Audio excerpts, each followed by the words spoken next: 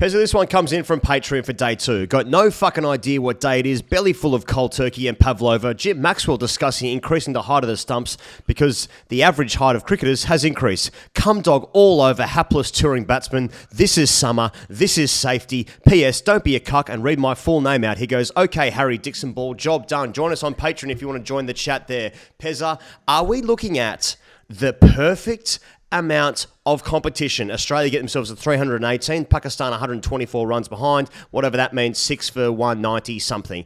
Are we looking at the perfect amount of competition for Australia to win this test match? Yeah. Yes, we are, he goes. I think this game is being played at the perfect tempo with the perfect incisions and moments within the game. The Pakistan team are offering fight that will cause half an eye to cock onto the TV, and all of a sudden they'll lose one, and then 2 and 3. And I can be magnanimous in the competition that I am telling you I'm enjoying, but my safety is not threatened in any way. So it's kind of like the Pakistan boys offering the Aussies Christmas presents. You know, what the fuck are you doing? But cheers nonetheless. The highlight of the game for me today, perhaps the entire summer so far, was we're obviously not at the grounds. I'm back in Melbourne. Pezza's still in Sydney, but at the grounds they put on the big screen. Apparently, I was reading this on Twitter before. Like a young kid, like in his teens, like hooking up with someone his own age, and they put that on the big screen, and like all the players and stuff saw it, and people started absolutely losing it. So they've absolutely stitched up that kid, and that's sort of actually been the main interest point for me. Just crowds generally, crowd numbers. How come some people go to some games when they're at work, and other times when they that's the kind of my interest piece in this cricket match. But a nice 90-run stand for Shan Masood and Abdullah Shafiq, and then we broke it. So I'm just getting some peripheral stories. And I like the way you just pause for half a second to remember the name of the Pakistan player, and that's a pretty good effort. That puts you in the sort of 95th percentile of Australians when it comes to this kind of stuff, which is exactly how we like our Boxing Days. Yeah, like it's all about the periphery, the adjacencies of what's happening on days like today. It's a kid trying to make out with another teen, up in the stands, getting upset, pulling his hood over his face. I'm on Twitter. Someone else is filming. I believe it's a woman sexting a man and zooming in so we can all read what's being said. Yeah, that's a despicable act, to be honest, and should never be published. It's disgraceful. I read it. It's over on Fox. I'm told. Wasim Akram saying, I've got a lot of pigeons in around my house, and Mark was saying, just get an eagle, mate. That's Boxing Day 2. Pakistan fighting. You're looking at the score, going, "Is there something in this?" And then it's still just like, no, it's a pretty big mountain to climb. Like I really feel in this game that Pakistan really wasted their opportunity with the ball. Australia, it looks like Australia's unders because they normally just pile on bulk runs in Australia, but this is per Brettig. Australia's the first team to make 300 batting first at the MCG test since 2019. In fact, the first team to even make 200 batting first. I think the wicket was really spicy yesterday. It's flattening out a little bit now. There's still plenty in it.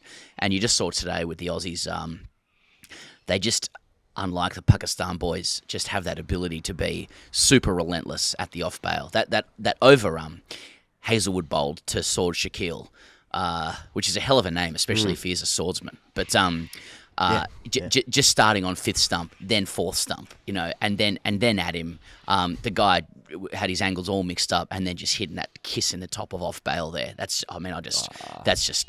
don't know about you, but I'm just in that apartment by myself making horse noises. Once again, how I like to enjoy Boxing Day. That's how I felt like I feel like we've got a big mountain to climb, Pakistan, and I think on this deck, as we've seen in the last few years, they're going to Rizwan's going to need to make some runs. Otherwise, I think the margin's still just a bit uncomfortable for the visitors.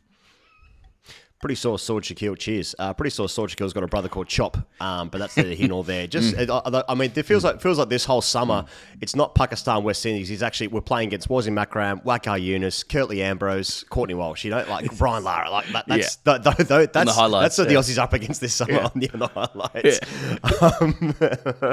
highlights. Just talking about that first innings where Australia got themselves to 318. Mitch Marsh made the largest contribution for Australia today with 41. I think it might have been off about 60 balls, something like that. Tried to be really aggressive before getting caught at point. Probably should have the scorecard in front of me. What did he have? He had 41 of 60 before Hamza had him caught by Jamal at points. But I was just thinking about Mitchell Marsh, whose contribution again was really, really impressive. And then he's obviously bowling, moving the ball around a little bit as well. And I'm just thinking about like when the next time I'm going to get to see Cam Green play cricket. You know, like I mean, because Australia, they have this summer obviously, and I just don't see how Cameron Green gets back into the side unless they move around the opening spot, obviously with Warner leaving. But then there's a series in New Zealand after that, 2 tests after that, and then it's not until they don't play tests again until next summer. So I feel like something pretty drastic is going to happen. Like I think Green's got the biggest ceiling of any Australian cricketer probably currently playing. But they can't get him in the team because Mitch Marsh is just his contributions are so telling and have been basically ever since he came into the side. So it is a funny one, isn't it? Where Cameron Green is in my opinion one of the best 11 cricketers in Australia. I think he's a better cricketer than Renshaw, Harris or Bancroft, but I don't really see how he gets into the side because that's the only spot because Mitch Marsh is playing so well is my point. What do you reckon? Yeah, I noticed Bharat on SEN today, who does have the eagle eye, and that's not to be confused with the eagle that Mark Waugh has to scare away pigeons. Or to be confused with the dog that walks around the Opera House to keep pigeons away as well, which I noticed today going to a child's ballet with my family and children. Nevertheless, like he does have an eagle eye, Bharat, and he noted that when Cam Green came onto the field today, he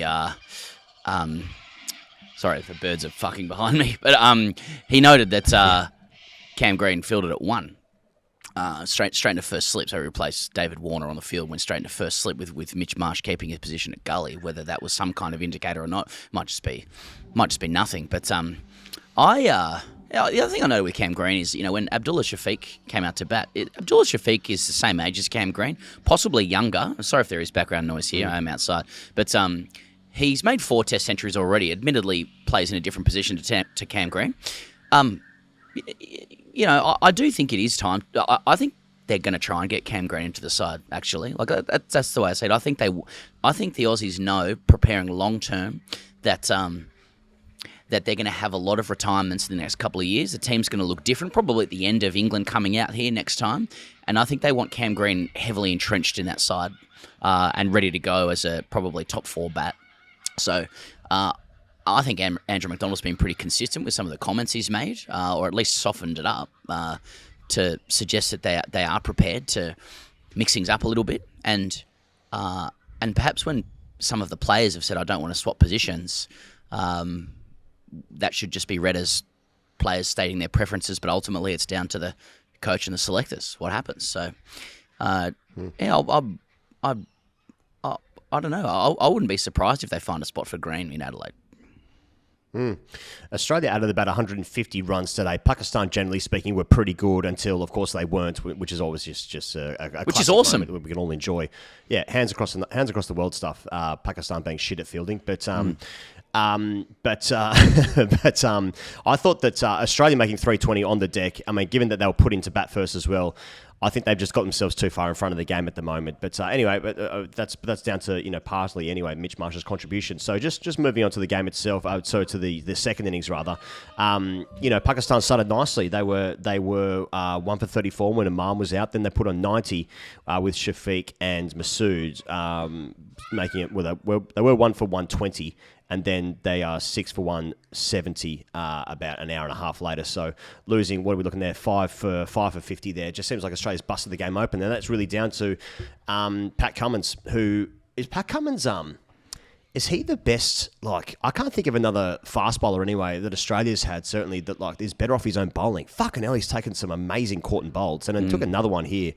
And then that's before he actually just gets a seed for Bubba. Obviously a little bit loose, a little bit fishy, a little bit hands away from the body, but you know, that's also my prerogative as an Australian, being arrogant.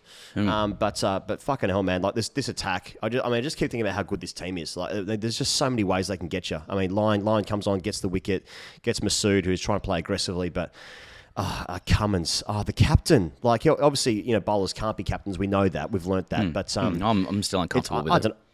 I'm just salivating at the entire performance, I suppose, leading from the captain. Yeah, man.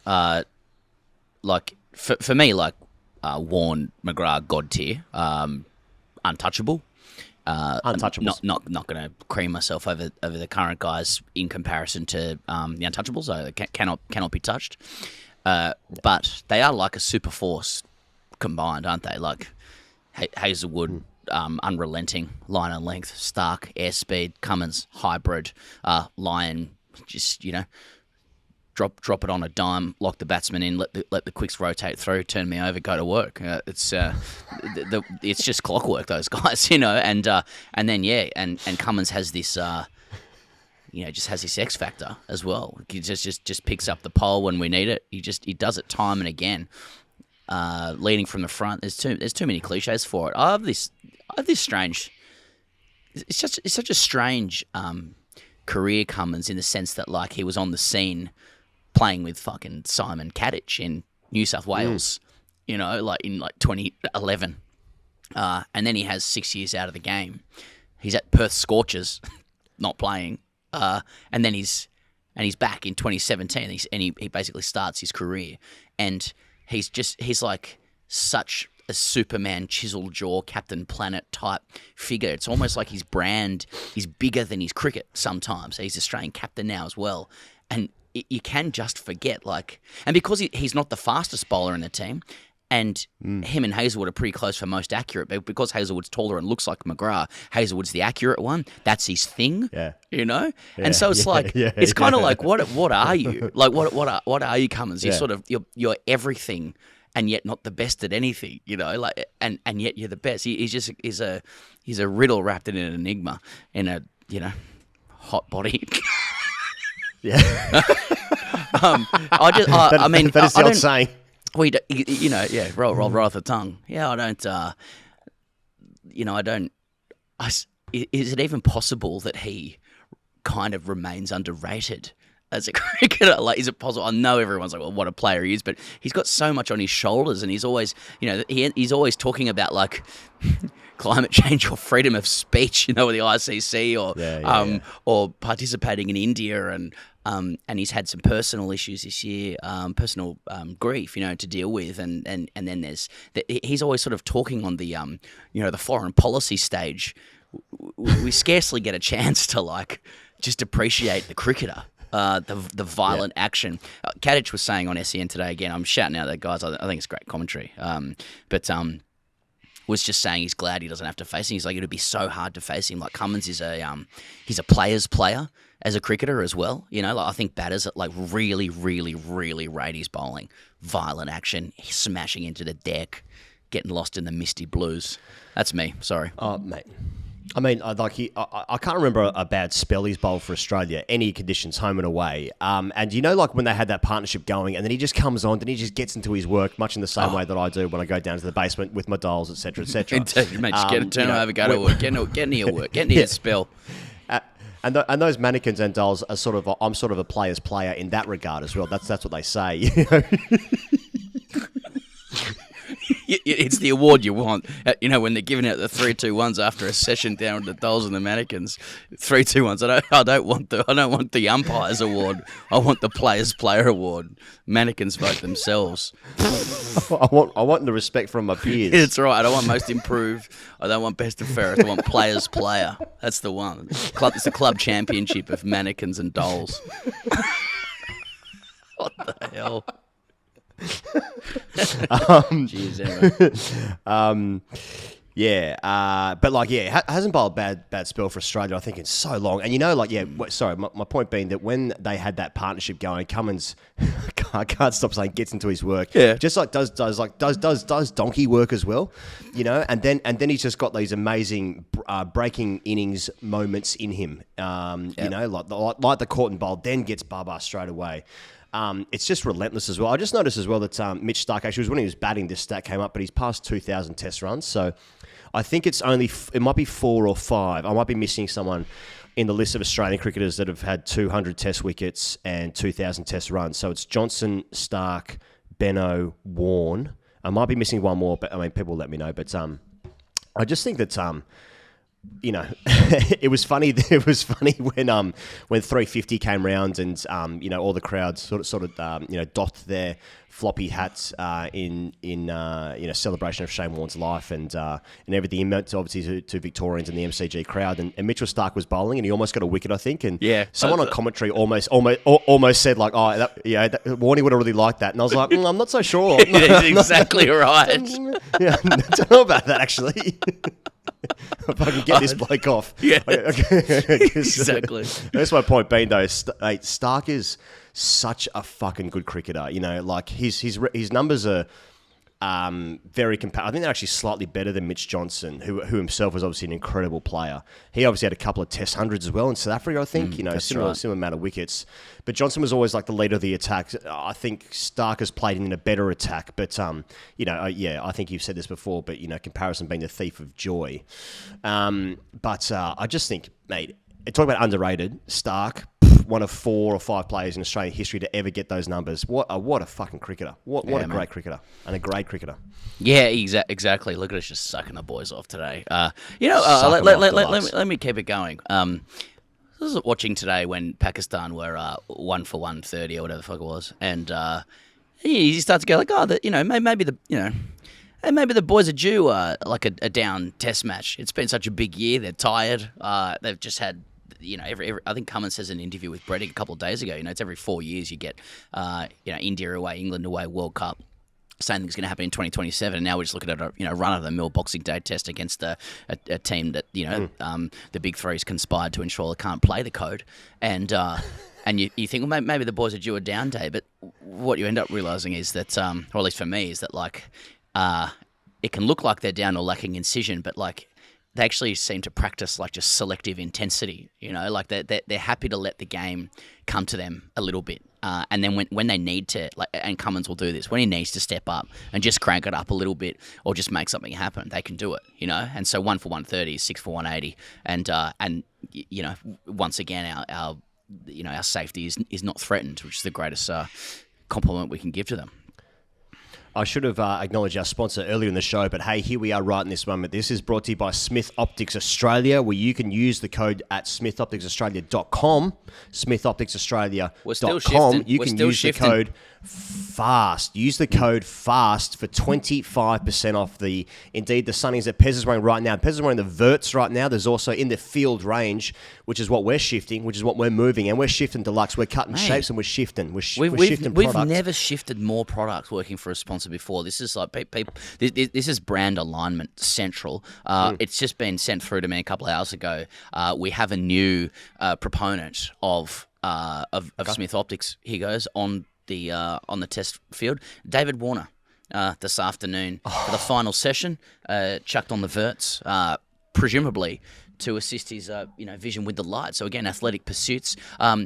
Mitch Marsh took a really good catch off Nathan Lyon, ball skied up, right into the sun. He made sure everybody knew about it as well, which is his prerogative. That's You've right. Always got to do that if you take a catch, even if the sun isn't out. Maybe it's completely overcast. You still got to pretend there's sun there. What shades was he wearing? Once again, Smith. It's just a sunglass for all seasons. I don't know how many times I need to say it. I do. It's every show. But it's athletic pursuits and it's cutting around. And it's clearly the sunglass of choice for the players in the know. And now they're on the Pakistan boys as well, starting with Shaheen Shah Afridi. So use the code FAST, 25% off. He goes just because people probably want us to touch on this, another great day for the Joel Wilson Institute, who may also benefit from some Smith optics. Yep.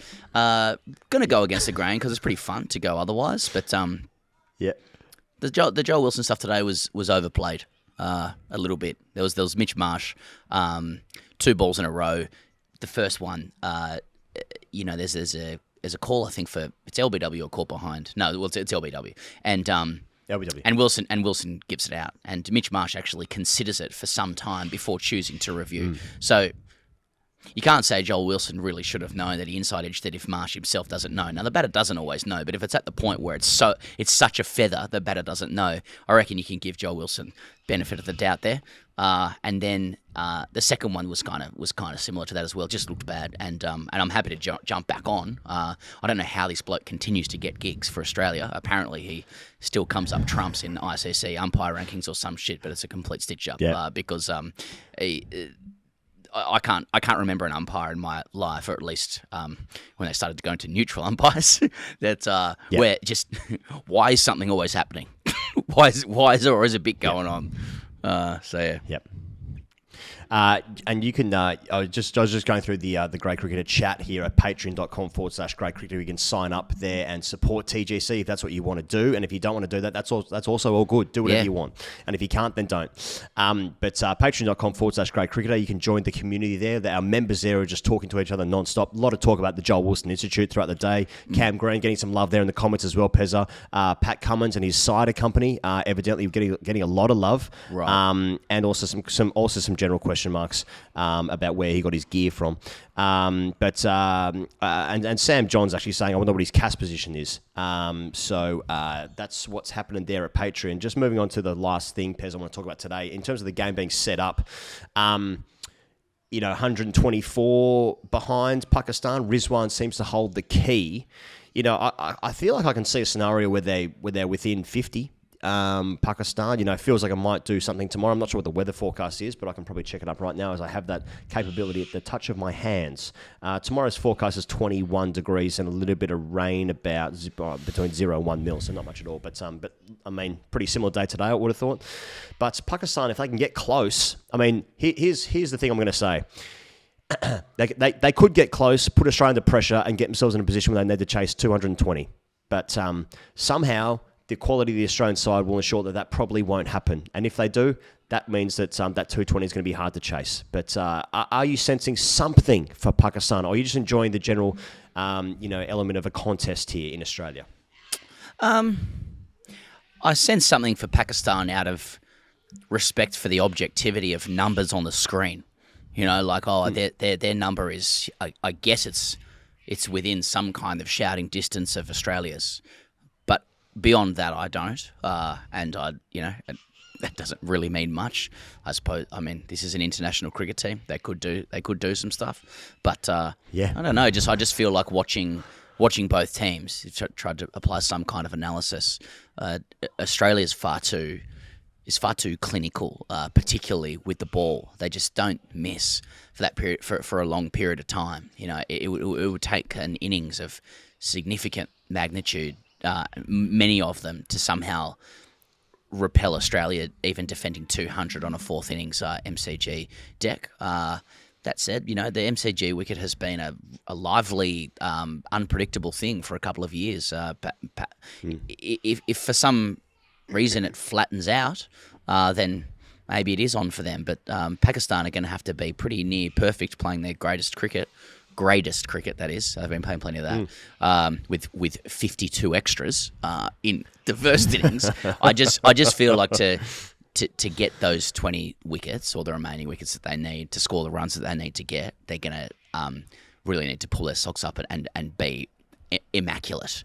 And just watching them, I just don't feel like as a unit they are able to maintain that excellence and that consistency for the period of time that they need to. It's not that they're unable to produce it from time to time. They have wonderful players, but I just think Australia is a juggernaut that's very accustomed to winning and knowing how to do it. But it's just, there are other options. international cricketers sometimes do good things in international games. Sometimes not. Well, no one knows what day it is in the entire universe except everything relates to the Boxing Day Test match. I hope you enjoy your blobby time tonight as you watch one colour play against another colour in the shorter form of the game tonight. But tomorrow, I'll tell you what day it is tomorrow. Tomorrow is day 3 of the Boxing Day Test match. We'll see you guys on the internet right here. Hope you enjoy the video. Hope you enjoy the audio. See you guys tomorrow. Cheers.